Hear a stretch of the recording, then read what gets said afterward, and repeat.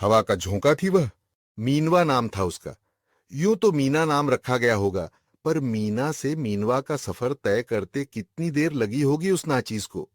उसकी याद जब भी आती, हवा के ताजे झोंके सी ही आती। ऐसी बात नहीं कि वह खूबसूरती की बेमिसाल तस्वीर थी, बल्कि उसे बदसूरतों की श्रेणी में रखना ही सही है। काली काली जुल्फों के बीच वही काला चेहरा, गुदनों से भरा चेहरा, नाक पकौड़े सी फूली, जिसके दोनों ओर बड़ी सी गिलट की लौंग, कानों में अनगिनत तिनके डाल, मोटे छेद को और भी मोटा करने की साजिश, एक साधारण अनगढ़ जूड़ा, उसमें खूंसे उड़हुल के फूल की चमक, गले की काली धारियों में काले काले गुदने के नेकलेश, माथे पर गुदने की बिंदी, हाथ में गुदने का कंगन, पांवों में गुदने की ही मोटी सी पाजेब, इन सब से सजी मीनवा में कुछ भी तो असाधारण नहीं था, एकदम प्राकृतिक। फिर भी वह जब याद आती, हवा के ताजे झोंके सी ही याद आती। बिना थके अनवरत काम करती। जब सफाई से गोल गोल घुमाते हुए पूरे कमरे में पोंछा लगाती, सोफे पर बैठे हम उसकी सफाई पर चकित रह जाते। अक्सर वह जब उमंग से लबालब भरी होती, अपने गांव की कहानी कहा करती। बताती कि कैसे पति को छोड़ देने और नया घर बसाने में वह तनिक नहीं हिचकती थी। उसने दो दो पतियों का घर संसार त्यागा था। मैं जानकर चौंकी थी।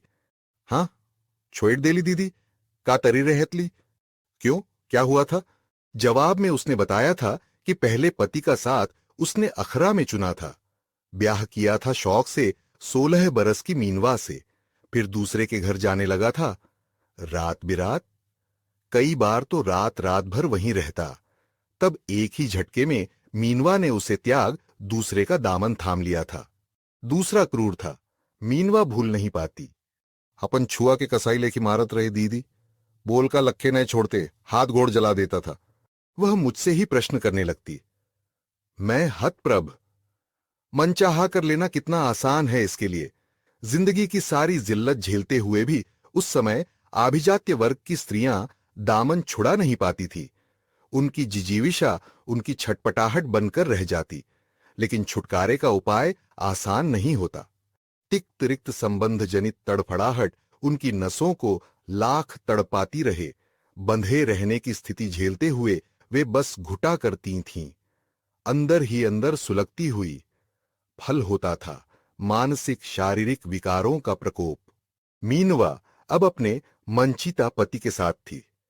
वह झारखंड आंदोलन का क्षेत्रीय स्तर का नेता था। मीनवा को उस पर बड़ा अभिमान था। मैं छेड़ती थी, क्या मीनवा, तेरा पति नेता है, इसीलिए तू सबसे उलझती रहती है? वह फिक से हंस पड़ती थी।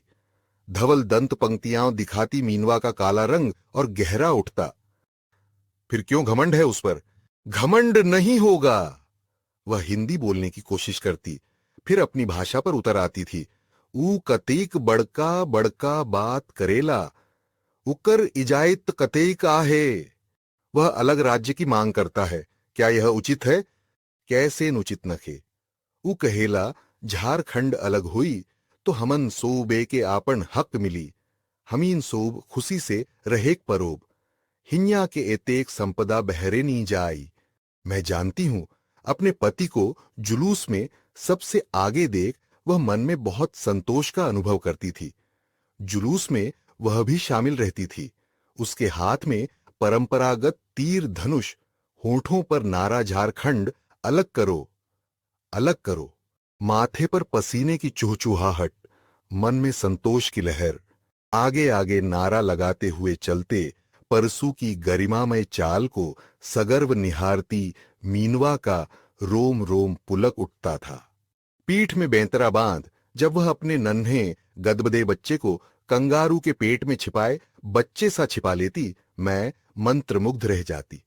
पीठ के बेतरा में बच्चे को रख संपूर्णता के साथ झटपट निपटाए जाते सारे कार्य, यथा बर्तन धोना, कपड़े धोना, मसाला पीसना आदि दंग करने के लिए काफी थे। नींद की खुमारी में डूबा बच्चा, काम में वह। कभी कभार उसका बच्चा गमछा बिछाकर नीचे लिटा दिया जाता।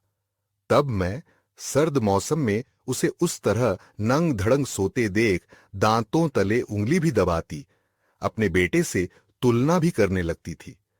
गर्म कपड़ों में छुपा मेरा लाल मात्र टोपी नहीं रहने से सर्दी का शिकार हो जाता है। उसे खांसी बुखार हो जाता और मीनवा का बेटा एक पतले बुसर्ट में जमीन पर लेटा रहता। 2 शर्ट और 2 स्वेटर खरीद दिया मैंने, लेकिन वह उसे कम कपड़ों में ही धूप में लिटा देती थी। एक दिन मीनवा ने आग्रह किया था, दीदी हमर घर चलू नी, आइज कर्मा आहे। सब मन हड्डियां पी के नच बन्य। बड़ा मजा लगी। चलो ना दीदी चलो ना। मैं उसके अचल आग्रह को टाल नहीं सकी थी। उसके उस अनुरोध ने मेरे आभिजात्य संस्कार को लगभग ठेलकर उसके घर के बाहर ला खड़ा किया था। वहां पीने पिलाने के द्वार के बाद नाच गाने का माहौल गर्म था। बस रोटी से रोटी तक के सफर में लीन रहने वाले इन मेहनत कशों की जिंदगी में यह अद्भुत उल्लास, इतना उत्साह, लगता नहीं था कि इनको मात्र भरपेट भोजन की चाह है। तब तक मैंने इन मशक्कत में लीन रहने वालों को मात्र रोटी भात के लिए लड़ते झगड़ते देखा था। उसका नेता पति परसु भी तो 2 जून की रोटी जुटाने के लिए कहीं मजदूरी ही करता था। दोनों के लगातार काम से उनका परिवार चलता था। बूढ़े माँ बाप, एक विकलांग बहन भी तो साथ थी। कर्मा के दिन अपनी पड़ोसिनों की लाल पीली या लाल किनारी की सफेद साड़ियों के बीच वह नारंगी साड़ी में अलग नजर आ रही थी। मेरी दी हुई साड़ी उसने पहन रखी थी। मांदर पर थाप पड़ी तो आमने सामने झुंड बना। हाथों में हाथ डाल वे सब झूमर खेलने लगे थे। मांदर की मदमाती थाप पर एक लय में झूमते स्त्री पुरुषों का कतारबद्ध झुंड। गीतों की मादकता साथ बह रही थी। कर्मा पर्व की तरह ही प्रकृति का त्योहार सरहुल उनके अनगिन उल्लासमय पर्वों में से एक। मैंने मीनवा से प्रकृति पर्व सरहुल का जुलूस भी देखने की इच्छा जाहिर की थी और उस समय कर्मा के उनके आनंद में डूब गई थी। हंसी ठट्ठे का बाजार गर्म था। मैं उनकी लयात्मकता में खो सी गई थी। मुझे गौर से देखता देख वे दूने उत्साह से भर गए। उनकी गति और मदमस्त हो उठी। साथ में गीतों के बोल, एक के बाद एक गीतों के बोल बहते जा रहे थे। गीत संगीत नृत्य से भरे इस वातावरण में अचानक मेरी नजर खाट की जगह जगह से टूटी रस्सियों पर गई। इनके घरों के बाहरी छप्परों से लटके फूटे घड़ों ने ध्यान खींचा और हड़िया के नशे में चूर वहीं पड़ी खाली डेगची, कटोरों गिलासों ने भी। घड़ों से कबूतर गुटर गूं कर रहे थे। किसी किसी घर के बाहरी बरामदे में नगाड़े पड़े थे। प्रायः हर घर के बाहरी बरामदे में कोई ना कोई देशी वाद्य यंत्र पड़ा था। कहीं दीवारों पर खेती के औजार लटकाए गए थे। जुराट भी कई घरों की दीवारों पर नजर आया। किसी बरामदे में जाता तो किसी पर ढेकी, चावल कूटने के लिए बना औजार, इन सब पर नजर डालती मैं लड़कियों के नवीनतम आडंबरों को भी परख रही थी। बालों में लंबे लंबे फूलदार पौधे तिरछे जुड़े की शोभा बढ़ा रहे थे। हड़िया पीकर नाचते झूमते शरीर एवं कमर की लोच में खोसा गया आंचल घुटनों तक बंधी साड़ी को देह से चिपका रहा था। पांवों में गिलट या चांदी की पाजेब, कान में चांदी के बड़े बड़े टाप्स या झुमके, गले में तगड़ी हंसुली। गुदने का स्थायी श्रृंगार तो था ही। हाथों में हाथ डाले उनकी देह और मन के साथ मर्दों को भी झूमते देखा था। पैरों तक बंधी धोती, कमीज, सर पर लाल डोरियां गमछा, माथे के बीचों बीच तिलक की लाली, गले में मांदर या ढोल की रस्सी, मांदर ढोल या विशाल नगाड़ों पर मचलते लरसते हाथ, कभी जनी झूमर, कभी मर्दाना झूमर, कहीं कहीं दोनों का साझा झूमर। मैंने मीनवा का घर चारों ओर से घूमकर देखा था। इतनी खूबसूरती से मिट्टी से लीप गेरू से सजाया गया था कि उसकी कला पर आश्चर्य होता था। मीनवा, यह डिजाइन तुमने बनाया है? दीदी हां, इमोर, झंडा, बांस, हरिन, शेर सब हम बनाए हैं। और इतना गोल गोल सुंदर ढंग से लीपना कहां से सीखा? हिया तो सब वैसने नीपते हैं दीदी, बेस लगलग। कुछ दिनों से वह कुछ कुछ हिंदी बोलने लगी थी। मैं उस अनुपम सौंदर्य के देहातीपन के बावजूद अभिभूत थी। हां, बेहद विचित्र और कल्पनातीत। का वह समझ नहीं सकी। मैंने बस्ती के अन्य घरों को भी देखा। सब घर वैसे ही कलात्मक ऊष्मा से भरपूर। सबके घर के बाहर एक छोटी सी बारी बाड़ से घिरी। उसी बाड़ पर झिंगी, कद्दू, भतुआ की बेलें चढ़ी थीं। सभी की बारी भी गोबर से लीपा गया था। प्रकृति के लोगों के प्राकृतिक सौंदर्य से भरी कला थी वह। घर के अंदर ले गई वह मुझे। साफ बिछी चादर वाली चौकी पर बिठाया। छोटा सा एक कमरा, जिसके एक तरफ रसोई की व्यवस्था। सामने ही ताखे पर मिट्टी तेल, किरासन तेल की एक डिबरी और माचिस रखी थी। उस ताखे के चारों ओर भी गेरू से बांस, कमल फूल आदि का चित्र बना था। मैं बाहर आई, तब तक सब नाच गाने में लीन थे। उसका बड़ा बेटा भी सौतेले पिता के साथ नृत्य में तल्लीन। पारंपरिक खद्दी या पड़िया कपड़े, गमछे अनेक लोग धारण किए हुए थे। काशी बेलौंजन के पौधों से घिरा था करम गोसाई, और उनके अधरों से शहर के लोगों के द्वारा गाया जाने वाला गीत झर रहा था। घोड़वा चढ़ी आवे भैया, सबे भैया, हे भैया। काशी बेलौंजन है। मैं इस मंजर को बहुत दिनों तक भूल नहीं पाई थी, ना ही कथा को। करम धरम नामक दो भाइयों और बहन की लोक कथा में गूंथा था कर्मा पर्व का रहस्य। बहन भाई की लंबी उम्र के लिए उपवास रख पूजा करती है और करम धरम की कथा सुनती है। एक बार मैंने मीनवा को ब्लाउज दिया था उतारा हुआ। वह लेते हुए कहने लगी, जानिसला दीदी, हामर गांव में सोप वैसने रहे ना, केवनी पींदत रहे। शर्म नहीं लगता है? अब सोप पींदो। आपन नजर में तो नए, देखेक वाला केर नजर में खोट आए गेलक। ठीक कह रही थी वह। देखने वालों की नजर खराब थी। इस बात के साथ सरकती हुई मैं उसके गांव चली गई थी, जहां मेले ठेले में लड़का लड़की एक दूसरे को पसंद करने के बाद ही ब्याह की ओर कदम बढ़ाते थे। वे साथ घूमते फिरते, परखते, तब अपनी पसंद की बात परिवार वालों को बता देते थे। परिवार को उनकी बातों को तरजीह देनी पड़ती। वह अक्सर अपने गांव की बात बताती रहती। तब भी गांव उसके अंदर बसता था। वह गांव से परे शायद कभी जाने की सोच भी नहीं पाती। लेकिन वही 2 जून की रोटी का मसला। मीनवा की यादों के सहारे प्रायः मैं उस घटना तक जा पहुंचती जब मैं बस से गुमला से आ रही थी। रास्ते में कुछ आदिवासी औरतें भी बस पर चढ़ीं। हाथ में थैला, थैले में मुर्गी या मुर्गा। अन्य सामान के साथ तेल की शीशी थामे मीनवा मेरी सीट के बगल में खड़ी थी। भीड़ बढ़ती जा रही थी, ठेल मठेल। उनमें से किसी को सीट नहीं मिली थी। वह थैले को दाहिने हाथ से बाएं, कभी बाएं से दाहिने हाथ में पलटती खड़ी थी, बिना कुछ बोले। बस के हिचकोले मेरी आंखों को झपकाने में मददगार साबित हो रहे थे।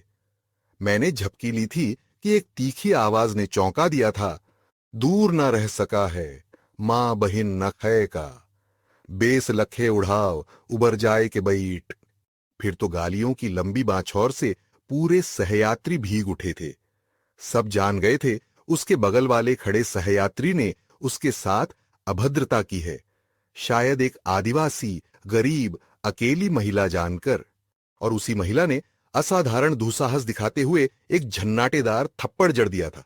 वह पानी पानी हो उठा था। उसकी उजली कमीज, उजली पैंट, रंगीन टाई, दमदमाते जूते एवं आधुनिक मन शर्म में डूब गया था। वह बिना कुछ बोले पीछे चला गया, ठेल ढकेल कर। बदतमीजी के बदले में इस सामान्य महिला से ऐसे साहस की उम्मीद उसे नहीं थी, ना मुझे, ना ही और किसी को। मीनवा से मेरा यह पहला परिचय था। वही परिचय पल भर में उससे मुझे जोड़ गया था।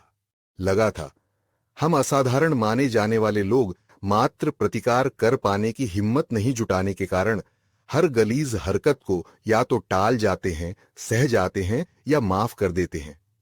इसे देखो, यह भद्र पुरुष अब किसी के साथ पूरा जीवन अभद्रता नहीं कर सकेगा। फिर तो मेरे शहर में 2 साल से रह रही मीनवा बारंबार मेरे घर आई थी। मैं बेरोजगार पति वाली मीनवा को अपने घर में रखने से मना नहीं कर सकी थी, जब उसने एक दिन खुद कहा था। बाद में उसने मेरा घर नहीं छोड़ने की कसम सिखा ली थी। यूं ही दिन रात के चरखे चल रहे थे। मीनवा और मेरी बॉन्डिंग बढ़ती जा रही थी। अब भी वह उसी घर में रह रही थी जिसे बसाने में मैंने मदद की थी। हाँ, शहर में बदलते चलन के अनुसार वह भी बदल रही थी। तपन, मेरे पति का बिजनेस अच्छा चल रहा था, इतना कि 2-4 लोगों की सहायता खुशी से कर सकूं। मुझे करने में खुशी मिलती थी, और मीनवा तो मीनवा थी। उधर एक लफंगे को लेकर उसकी शिकायत कुछ ज्यादा ही बढ़ गई थी। मैं समझा बुझाकर उसे शांति से रहने को कहती रहती थी, लेकिन वह काली अंधेरी रात भी आई जब तारे नभ में यूं छिप गए थे जैसे कभी निकलेंगे ही नहीं। चांद तो पहले ही सहम कर मुंह छिपाए बैठा था। पता नहीं क्यों मन बड़ा बेचैन था। दरवाजे पर पड़ी थाप से अनमनाती हुई उठी। अरे मीनवा, इतनी रात को यहां? वह लगभग मुझे धक्का देती हुई अंदर घुसी थी, मेरे लान की धूल को अपने पांवों के साथ लेकर। क्या बात है मीना, इतनी घबराई हुई क्यों हो? तुम्हारा हस्बैंड तो ठीक है, या बच्चे? प्रश्नों की बौछार झेलती मीनवा तन का भार न झेल सकी थी, जमीन पर धम से बैठ गई थी। तब मैंने देखा कि तब तक वह कह चुकी थी, दीदी हम मार दिए उसको। किसको? ऊ हरामी को। आए रहे हमर मर्द मन के मारे, और हमके बेइज्जत करे। बस सब झमेला खत्मे कर देली। उसकी खिचड़ी भाषा पर ध्यान नहीं था मेरा, जो वह अब प्रायः बोलने लगी थी।